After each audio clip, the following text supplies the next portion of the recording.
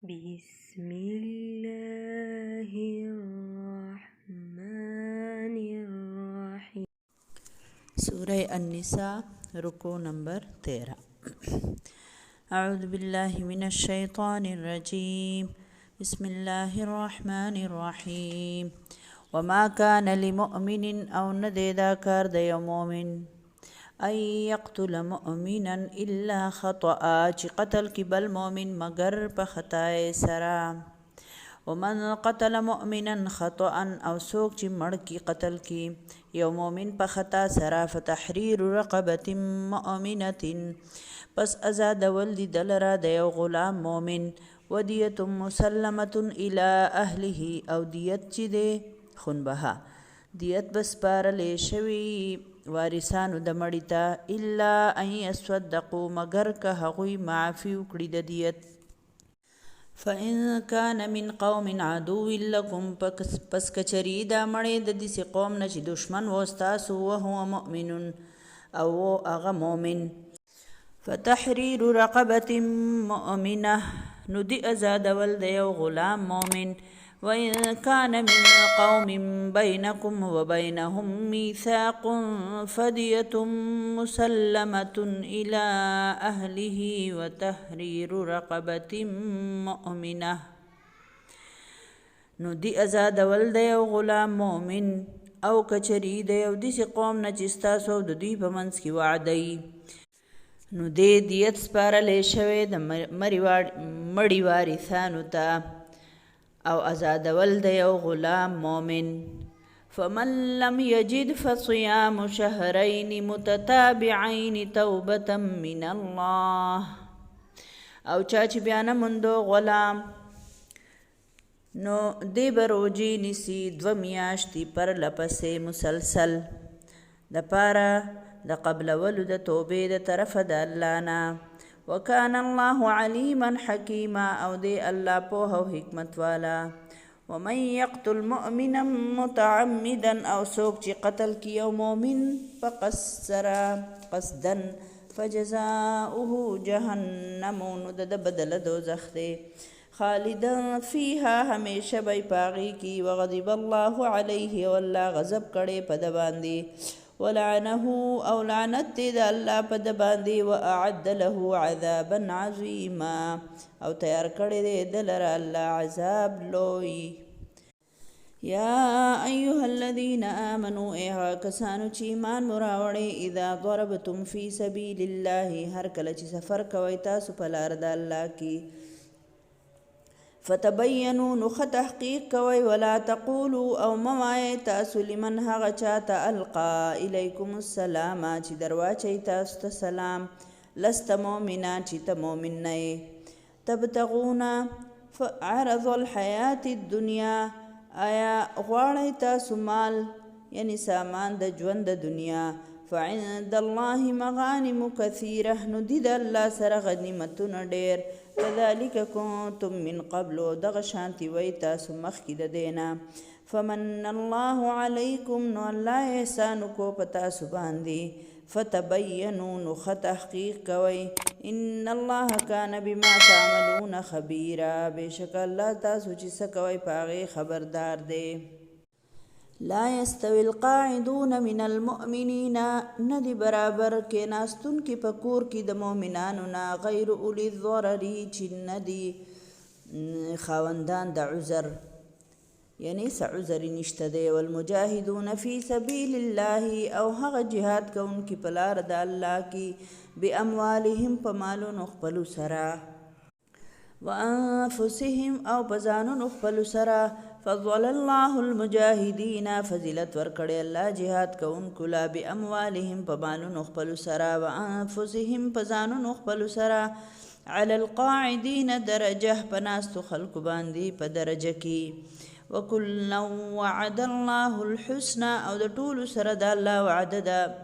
ښکلي بدلې. وفضل الله المجاهدين او فضیلت ورکړی الله جهاد کوونکو علی القاعدین اجرا عظیما پناستو خلق باندې اجر لوی.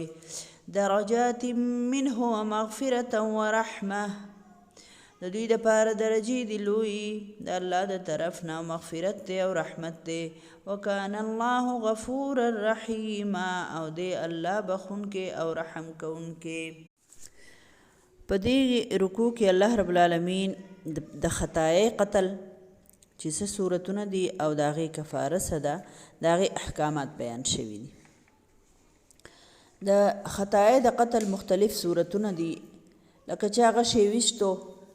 پخوا خو غشي و که نه نن سبا به څه ووایو چې چا ډزو کو مرغۍ ایشته بل څه ایشتو ناڅاپه بني ادم ولګېدو وسله یې صفا کوله ناڅاپه په هغې کې اکثر داسې چلي که نه چېرته غل کالتوس پکي او هغه ډز وکړي او بل مسلمان پې ولګي او هغه مړ شي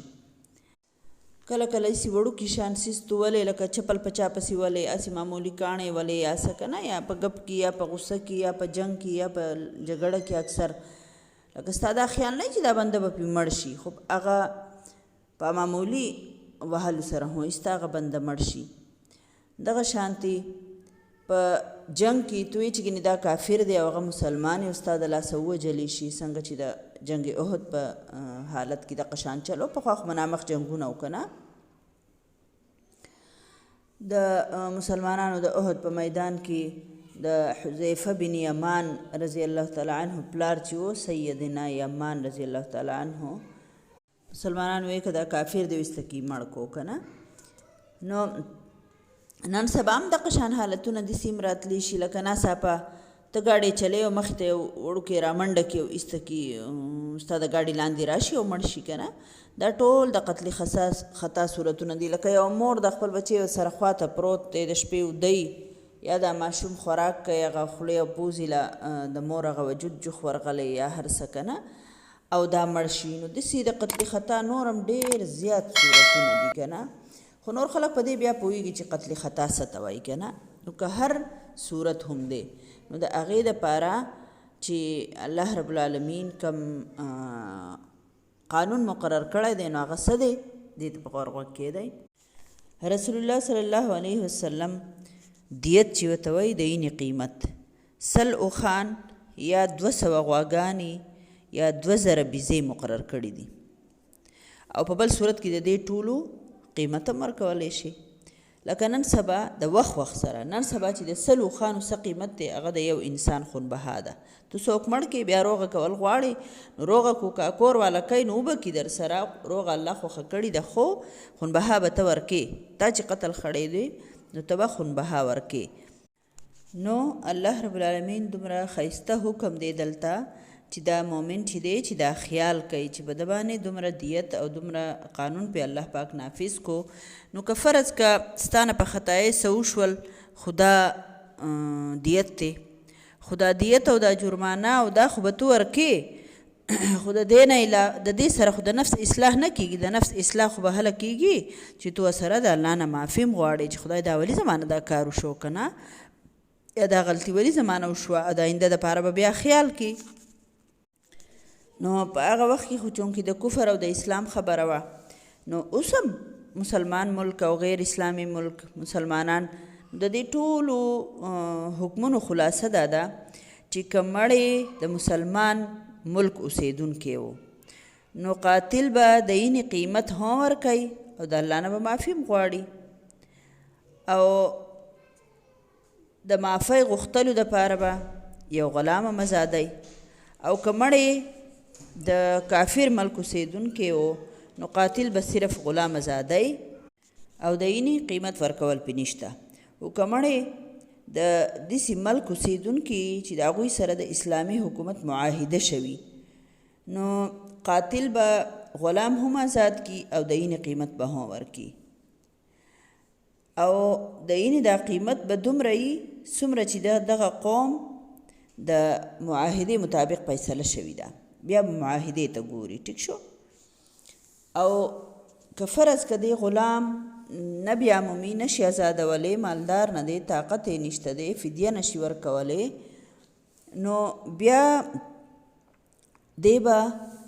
روجې نیسي اوس لکه خپل مسلمان کستانه ووجلی شو خپل بچی ووجلی شو لکه څنګه چې مور پرې راواوړېده یا به داسې بل څه وسله پاکېده یا بل مختلف صورتونه دي او دې د ده نه څوک مړ شو نو دی به څه کوي دا ښځه ده که دا سړی دی نو دا به 15 روژې نیسي 2 میاشتې روژې دي اکثر خلک 3 میاشتې کفاره ده 3 میاشتې نه ده دا وضاحت باندې ځان پوهه کوي 2 میاشتې کفاره ده نو 2 میاشتې یعنی 60 روژې به دې نیسي 15 او بغیر د شرعي عذر نه به دې دا روژه پرېښودی نه شي دا 15 به دې پرله پسې پوره کوي لکه اوس په منځ کې زنانه بیماري راله نو هغه خو شرعي عذر دی که نه هغه بیا خیر دی نو او نور چې دی نو هسې به یې دې نه پرېږدي لکه چې یا واده دی یا غم دی یا ښادي د هغې له ځم او نه 15 روژې به پرله پسې پوره کوي او که فرض کدو په منځ کې یوه هم خرابه کړله نو بیرته به د سره کېږي فرض کدو 20 روژې نیولې وې او یا دو ماته کړله یا په څه وجه یا چېرته لاړو یا هر څه چل چې وشو او ایسته کې وخوړه نو دی به واپس د سر نه 1 2 3 بیا شروع کوي دا 10 لکه داسې لاړې دا ګرانې پکې ځکه دی که نه او دا خبره د ځان سره زده کوي او دا د هرې کفارې لکه که فرض که په روژه کې چا روژه وخوړله قصدن یا په روژه کې د ښځې خاوند کوروالی وکړو د روژې په حالت کې د ورځې که نه نو د هغې کفاره ده او کفاره دې ته وایي څه ته 15 روژې نیول پرله پسې ټیک ده او خطایي به پکې نه راولي قضایي به پکې نه راولي بل د عربو کې چونکې په دغه وخت کې نوی مسلمانانو نو هېڅ پته به نه لګېږي چې دې بنده د زړه نه مسلمان شوی دی که لا کافر دی د جنگ په دوران کې به اکثر یو بل ته دوی یا به السلام علیکم یو بنده ووي السلام علیکم یا به یو بنده لا اله الا الله ووي نو مسلمانان به وي دی په قصد موږ نه ځان بچ کوي نو ځکه یې راته دا ووایي که نه نو الله رب العالمین ورته دا اصول بیانوي چې کله چې تاسو د الله په لار کې په سفر وځئ یا په جهاد وځئ نو تحقیق کوئ ځکه تاسو څه پته راکېدی چې تاسو ته یو بنده الله اکبر ووایي یا سلام یې وکړو یا لا اله الا الله ووایي او تاسو وایئ چې نه دا مؤمن نه دی وسته یې مړ کوي که نه چې ګیندا رانه ځان بچ کوي نو ټیک ده که فرض که هغه ځان هم بچ کوي نو دا یره خو شتې چې هسې نه دی د زړه نه مؤمني او تاسو یې مړ کوئ نو د دې خطرې نه د بچ کېدو دپاره به تاسو تحقیق کوئ او ډایرک په چا دا نه وایئ چې نه نه نه داسې ځان بچ کوئ لکه د عباس رضی الله عنه فرمایي چې یو بنده و لږې شان بزې ورسره وې مسلمانانو ته میلاو شو نو مسلمانانو هغه به سلام کړی السلام علیکم ووایي نو مسلمانانو ایسته کې یا بزې ترې واخیستی او هغه کس یې قتل کو او دا کار اسامه بن زید رضی الله کړی و نو په دغه وخت کې د آیتونه نازل شول لکه چې دا یره خوشتې کېدی چې هغه د زړه نه مسلمان او تاسو خو د هغه په زړه نه یې خبردار الله پې خبردار دی خو تاسو څنګه دا وایئ چې نه دا زموږ نه ځان بچ کوي ځکه یې راته سلام وکړو که نه نو داسې مه کوئ مسلمانانو ته طریقه ښوولې کېږي اصل خبره دا ده چې قانون جوړېږي تاسو وګورئ که نه الله رب العالمین موږ ته څونه ښایسته ښایسته احکامات راته بیانوي چې تاسو به د کافر ملکونو سره څنګه زندګي تېروئ نن سبا چې موږ خپل وزیر خارجه جوړو نو موږ وایو چې کوم له ډېر انګلیش ورځي او لکوټې په خبره پوهېږي او بولډي چې هغه موږ وزیر خارجه جوړ کړو یا بین الاقوامي امور وزیر کړو که نه چې د بهر ملکونو سره به څنګه وخت تېروئ نو د بهر ملکونو سره به څنګه وخت تېروئ قرآن د هغې کې څومره ښایسته تفصیلات دي خو چې څوک په دنیاوي علومو هم پوهی او د قرآن او حدیث په علومو هم پوهی نو هغه بنده د وطن بهترین نمایندګي کولی شي د پوره دنیا په ملکونو کې که نه نو هغه وزیر خارجه پکاري که نه دا سوچ وکئ که نه دا څونه ښکلې ښکلې طریقې دي الله رب العالمین بین الاقوامي اصول هم موږ ته په قرآن کې بیانوي خو خلکو خو قرآن صرف د برکت دپاره ونیو او نور کارونه خو پاتې شو قرآن صرف د برکت دپاره استعمالیږي ټول ښه سوچ وکئ دا تاسو ووایئ چې نن قرآن د څه لپاره استعمالیږي په دې دنیا کې صرف برکت دی که نه نور څه پکې شته تش برکتونه پرې راټولوو بس او د خپل دنیا دپاره فایدو دپاره کو چې دا چلو شي او دا راله وشي دې دپاره یې کوم دا راله وشي دې دپاره یې کوم اصل چې قرآن د څه دپاره راغلی دی چې د دنیا دا نظام چې دی د دې قرآن مطابق شي نو هغه کار مسلمانانو پرېښودی دی او دا پیغمبرانه کار دی او زما او ستا کار دی د الله د رسول صلی الله علیه وسلم نه پس خو بل پیغمبر نه راځي که نه دا خو ما او تا ته الله پاک دا کار حواله کړی دی الله دې ما او تا د قرآن په روح باندې پوهه کړي او الله دې پرې راته عمل را نصیب کړي او نورو ته د ښو طاقت الله راکړي او بیا الله رب العالمین د جهاد کوونکو فضایل دلته بیان کړي دي چې یو خدا را چې د جهاد نه معذوره خلک چې څه وجې باندې نشي تللی یا بیماري یا داسې او غزوه تبوک نه چې کله صحابه فرمایي وایي مونږ جهاد له تلو روان وو نو وایي نبي صلی الله علیه وسلم چې مونږ به یو واده باندې به تېر شو یا څه نو وایي نبي صلی الله علیه وسلم به وفرمایل چې فلانکې او فلانکې زموږ سره دي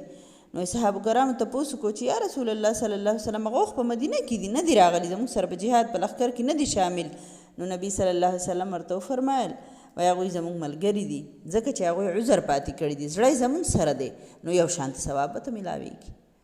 کله کله یو بنده یو نیک کار کوي که نه او هغه د څه وجې نه پاتې شي لکه اوس روجې والا او موږ ډېر مشران چې دي ډېره زیاته یې مینه چې روجې ونیسه ما نیوې یې نه شي نو دا مه وایه چې ما روجې ونه نیوې او خفه کېږي نو دا خفګان خو هم الله پاک ستا په دې زړه کې د دې روجو سره مینه ده د الله په عبادت کې دې مینه ده ځکه دله ژړا درځي که نه ځکه دله خفګان درځي نو الحمدلله د دې ژړا باندې په دې باندې د الله پاک اجرونه اوچتی او چې ته پسې خفه کېږي الله پاک تعالی د هغې اجر درکوي وایي کم بنده چې پر روغمنې باندې کم عمل کړی چې دی بیا ناجوړی د ناجوړتیا د لاسه د دونه پاتې شي نو الله پاک وایي دوله د روغمنې په شانتې حق اجر لیکي فرشتو ته حکم وکړي ځکه چې دا خو ما ناجوړه کړی دی الله پاک وایي که نه که دی روغ وایي خو اوس به یې حق شانتې نفل کولې حق شانتې به یې روجې نیوې حق شانتې به عبادت کوو زما ټولو خویندو ته وایم چې ځواني روغ صحتي نو خپل نیکي او په قرآن کې مشغولتیا او د دین کار کوئ نو که بیا ناجوړه شو بیماران شو نو الله به راله د هغې اجر راکوي ځکه چې الله به رانه پاتې کړي که نه زموږ خو به نه وي خوښه او دغه شانتي د الله په لار کې وتل جهاد زموږ د ښځو خو دغه جهاد دی چې د الله د قرآن خدمت وکړو په خپله پې عمل وکړو نور ته یې وښیو حج عمره هم زموږ دپاره جهاد دی د رسول الله صلی الله علیه وسلم نه تپوس وشو یا رسول الله صلی الله علیه وسلم په خلکو کې د ټولو نه بهترین څوک دي نو نبي صلی الله علیه وسلم ورته وفرمایل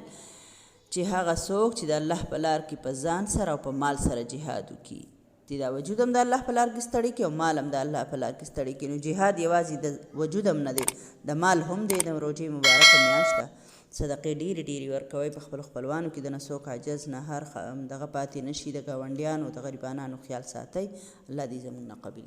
قبول منظور کړي آمین ثم آمین